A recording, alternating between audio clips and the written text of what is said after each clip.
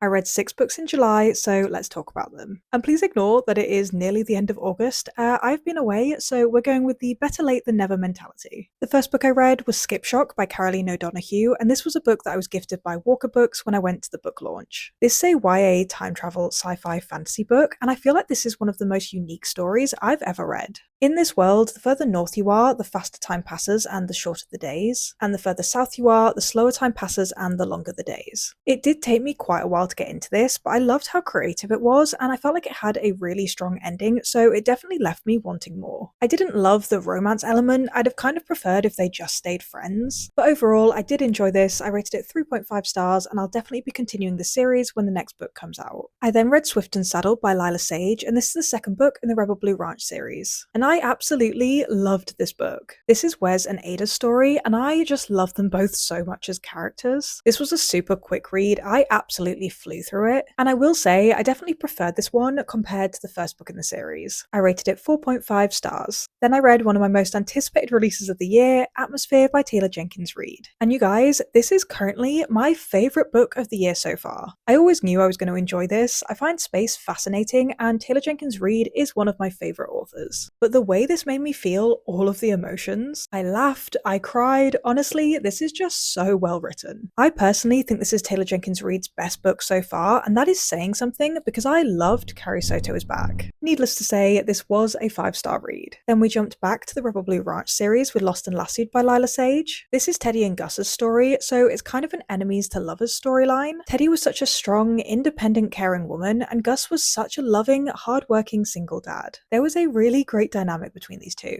I also loved how this book discussed how friendships can change over time as people's circumstances change. As a girl in my late 20s with friends now all over the world, that is something I really related to.